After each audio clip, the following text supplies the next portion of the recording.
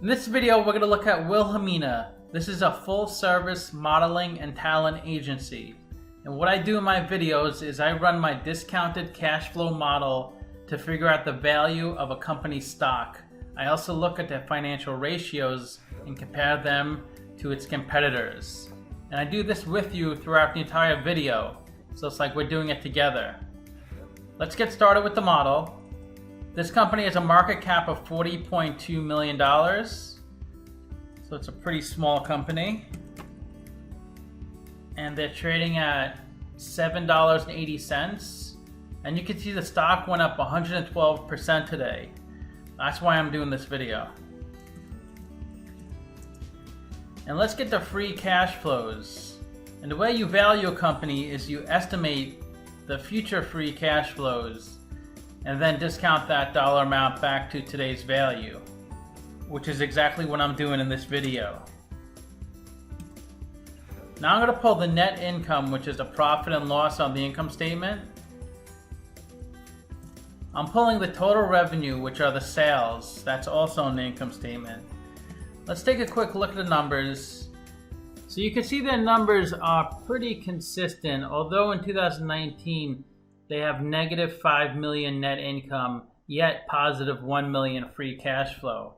I could show you what that is. I looked on the 10K and the cash flow statement shows a Goodwill impairment of $4.8 million. They had to add this back because it was taken out on the income statement. That's right here, total other income / expenses, negative $4.9 million. Goodwill occurs when a company pays a premium for another company. This company acquired another company in the past, and each year it has to look on its goodwill to see if it should impair the amount, which means write down the amount it paid for that company. So a goodwill impairment is a reduction in goodwill on the balance sheet, and it's passed through as a loss on the income statement. And the amount of the goodwill impairment reduces your income. So it appears that they had a loss for the year, but it was mainly due to this impairment of goodwill. The company operated fine. It had gross profit of $7.3 million and expenses of $6.6 million. So it had a operating profit. It's just this goodwill brought it down to negative, and it looks really bad. These types of things you need to look at because some investors may look at the income statement and think this company's struggling, but that's not the case. It was pretty much just a reduction of how much money they overpaid for an acquisition in the past. Let's look at the capital structure of the company to get more information. The interest they pay on their debt is $117 million. Let's go to the balance sheet to see how much debt they have. So current debt of $1.3 million, long-term debt of $743,000, and the interest they pay on their debt is 5.9%. Let's get their effective tax rate because interest payments on debt are tax deductible. So we can't look at 2019 because they posted a loss that year, so we have to look at 2018. The income before tax is $1.2 million. And the income tax is $333,000. So the effective tax rate is 28%. The cost of debt is 4.2%. To get the cost of equity, we need the beta. That's how volatile the stock is. Really low beta, so the stock doesn't move too much, 0.45. And they have current assets of $16.7 million. And we also need current liabilities to calculate the current ratio, and that's $13.7 million. And their equity is assets minus liabilities, that's $21.4 million. And their EBIT, earnings before interest and taxes, and that's $673,000. Let's look at the capital structure.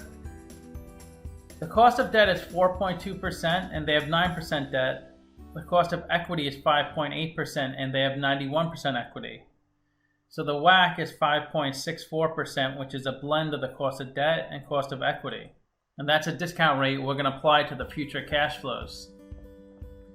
So we estimated 4 years of future free cash flows. We also did a terminal value, which is all years past year 4. Then we discounted those numbers back to today's dollar amounts, and that's in green right here. And we get a value of the company of $3 million. We divide that by 5 million shares, and we get a calculated stock price of 62 cents. It's trading at $7.80, so it's trading at a significant premium. Let's see what Simply Wall Street values the company at. They're a little lower, they're at 56 cents. Based over the company's financial information, it's not even worth $1. The stock was close to $10.75 a few years ago, but then it's been dropping ever since until today. It ramped up really fast. Let's look at the financial ratios. They have a negative PE because they have negative net income, so we can't look at that. They have a great price to sales ratio and a good price to book ratio. Negative PE because of the negative 5 million of net income. Price to sales ratio, stock price 780 over sales per share 1465. And to get sales per share, that's revenue over shares outstanding. And that's 0.5, so that's a really good ratio. Under 1 is considered a good value. Price to book is stock price over book value per share. To get book value per share, that's equity over shares outstanding. So 1.9 is also a pretty good price to book ratio. They have a current ratio of 1.2 and they have negative ROE. Current ratio is current assets over current liabilities, and that's 1.2. ROE is net income over equity, and they have negative net income, so they have a negative ROE. Interest coverage ratio of almost 6, which is good. That's EBIT over interest expense, so they can easily cover their interest expense. And a good way to look at ratios is to compare them to similar companies. The only other company in the same industry as Wilhemina is Global Payments. And Wilhemina has a better price to sales ratio and is better in debt, but Global Payments is better in every other ratio. It's an interesting stock to look at. Not sure if I would invest in this type of company, but let me know what you think in the comments. Thanks for watching.